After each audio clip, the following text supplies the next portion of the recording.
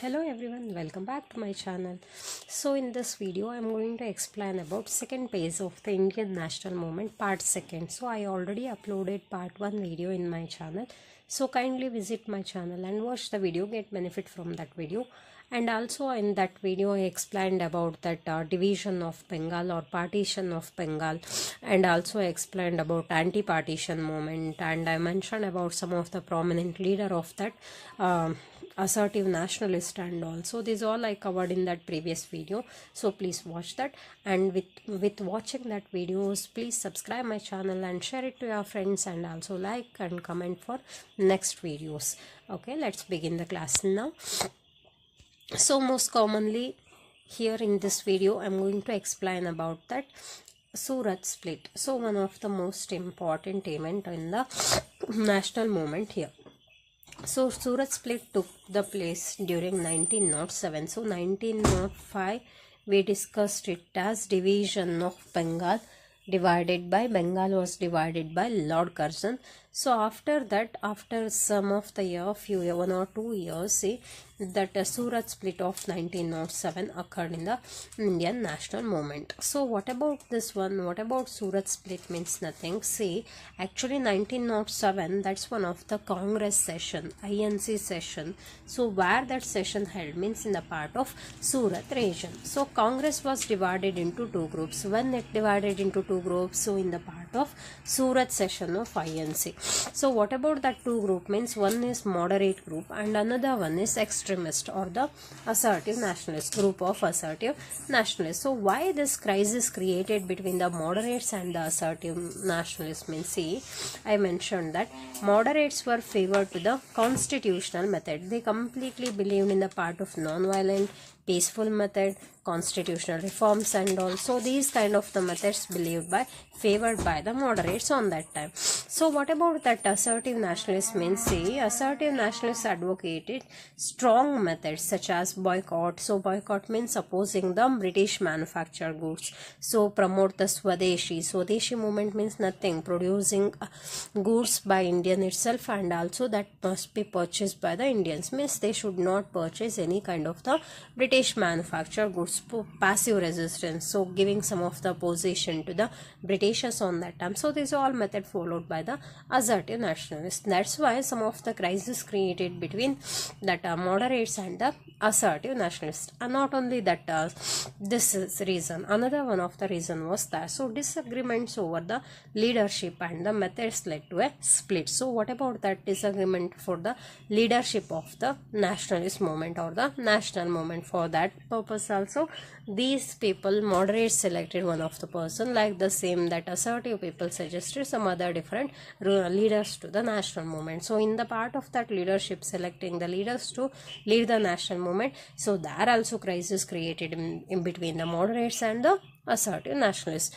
That's why this led to create the split between that Indian nationalist leader of INC or leaders of the moderates and the assertive nationalists. So weakening the Congress temporarily, but highlighting the growing demand for more active struggle against the Britishers. So most commonly it reduced the influence of the Congress on that time, but one of the common thing, one of the positive means nothing, active struggle against the British also, British rule also promoted on that time. So next one, assertive nationalists. So I already mentioned about this assertive nationalists. So most commonly important assertive nationalists means Bal Gangadhar Tilak, Bipin Chandra Pal, Lala Lajpat Rai. So most commonly we called it as Lal Bal Pal, like that, right? So these three were called as one of the prominent leader of assertive nationalism or assertive national movement. So they encouraged the self-reliance, national education, Swadeshi, boycott. So these all also promoted by the assertive nationalist here. So that slogan emphasized that self-government as a birthright and inspired greater political participation among the Indians, means they demanded to the self-government. So how they decided to achieve that self-government means nothing, by providing the national education, by promoting the Swadeshi and all, by promoting the concept of boycott movement. So through the help of these all issues, they demanded to the self-government on that time. So next one, reason or causes to rise of the assertive nationalism. So what about the reasons to the development of this assertive nationalism? So we discussed that in previous videos, correct? So rise of that rise of the moderate leaders and also 3P methods, some of the non-violent method, peaceful method followed by that moderate leaders. So on that time, early nationalists we called it, right? So here we are going to discuss about that. What about the reasons to the development of assertive nationalism? Here, so first one I mentioned that recognition of the true nature of the British rule. See, they recognize that true nature of the British rule. So how that Britishers are ruling and dominating over Indians. So that's clearly understood by the Indian nationalists on that time. Many Indians realized that British rule primarily served only for the British interest. So that ruling of the Britishers only they served, they worked to the favor of the Britishers or interest of the Britishers, not to favor towards the Indians. So these kind of the truth completely recognized and understood by the national leaders on that time. That's why they raise voice against the Britishers. So they clearly understand the concept of that economic exploitation, discriminatory policies. So discriminatory policies means nothing. So, superiority, correct? So Britishers considered as superior and Indians completely neglected and all. So next one, denial of political rights decreasing. So there were no political rights to the Indians on that time. Colonial administration. So these are all also completely understood by the national leaders on that time. That's why to raise voice against the Britishers, this assertive nationalism rise in the Indian society. I think clearly this is understood to you, right? Yes. So we can go for next one. So next one is second one, failure of the early nationalists. See, early nationalists, one of the society created during the national movement. We discussed that. But what about their achievements? See, in front of the Britishers, they didn't raise voice strongly, correct? So which were the method followed by the early nationalists that didn't work against the Britishers? That's why we are calling that's one of the failure of the early nationalists. See, moderate only relate the petitions, sending letters and all resolutions, appeal to British for the justice, means only 3P method, by praying, by requesting, by protesting, and also by sending the official letters to the British government. They has given preference to the political reforms. They didn't ask any kind of the self-government and all. That's why. So these all measure took by the early nationalists completely. These all are one of the failure measure. That's why after they observed that failure of early nationalists, method of early nationalists, they decided to raise another one of the section of the Indian society. So that section only we called it as the assertive nationalist, and that movement only we called it as the assertive national movement, like that. So I hope this point also clearly got it to you, right? So next one, worsening economic conditions. So worsening economic condition means nothing that Indians suffered from poverty, famines, heavy taxation, unemployment under the British government. So some of the British economic policies completely damaged the indigenous industries. Indigenous industries means nothing, Indian industries and all, regional industries and all. So India's wealth completely drained to the Britain on that time. So these all are one of the hardship to the Indians on that time. That's why they decided to raise a voice against the Britishers. So next one, growing consciousness among Indians. So which kind of consciousness here?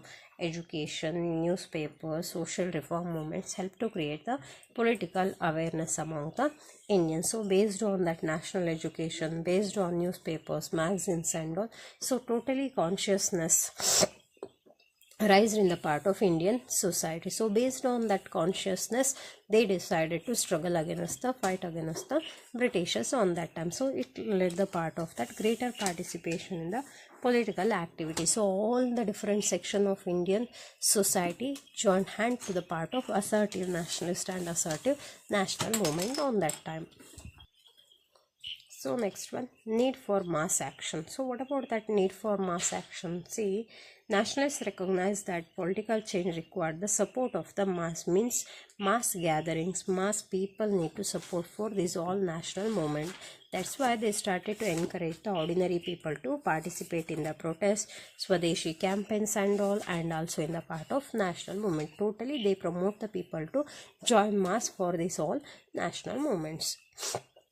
So next one, influence of international events. So some of the international events, because already newspaper has developed, magazines have started to publish by the Indians, and also based on that they started to get the international events also, international informations also. So which were the informations or events completely influenced that Indians to raise voice against the Britishers, means actually Japan's victory over Russia, one of the important, Russia and Japan war in the year of 1905. So that Japan achieved the victory over Russia. Actually Russia, that's one of the huge power nation, no? So against to the part of that, Japan achieved the victory on that time. So it inspired the Indians by demonstrating that an Asian nation could defeat the European power. So the Japan, this is one of the Asian, Russia, so this is one of the European powers and all, correct?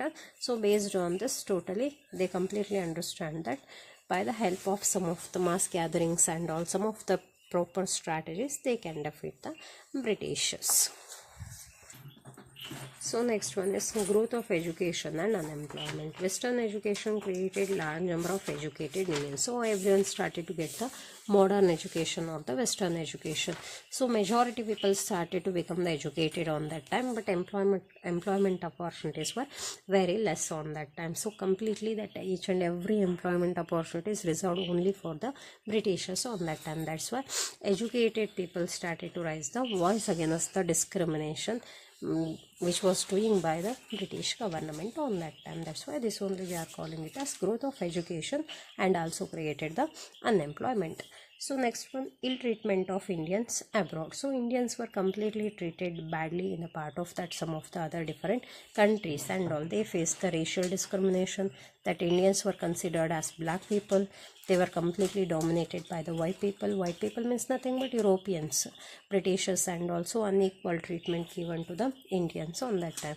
That's why it considered as injustice and angered the Indians to struggle against the Britishers here. So next one is about that existence of nationalist school of thought. See, existence, you can skip this point also, this is not important here. So several leaders and thinkers promoted the idea of self-respect, self-reliance, national pride. So this all concept has created by the writings and the speeches. So mass speeches, public speeches and all, they started to reject the dependence on the British rule, and they asked the self-government on that time. So next one, repressive policies of the Lord Curzon, actually division of Bengal. He introduced several unpopular measures including Calcutta Corporation Act, Universities Act, restrictions on local self-government. So other different, totally it was against to the Indians on that time. That's why it has created some of the discontent among the Indians. Based on that, they decided to oppose the British government. So next one, partition of Bengal. So partition most commonly two parts into two parts, right? So what about that two parts means nothing, based on the religion they divided that, but they has given the concept or reason as the administrative conveniences, correct? So but that Indians believed that it was intended to weaken the nationalist or the national unity. That's why they started to raise a voice against the division of Bengal. So I hope till here I explained about that. One is Suraj split and another one is assertive nationalist, and also causes to raise the assertive nationalism. So in very simple language I explained these all topics. I hope it is clearly getting to you. So I request everyone to subscribe my channel, share it to your friends, and like, comment for next videos. Thank you everyone. Bye bye.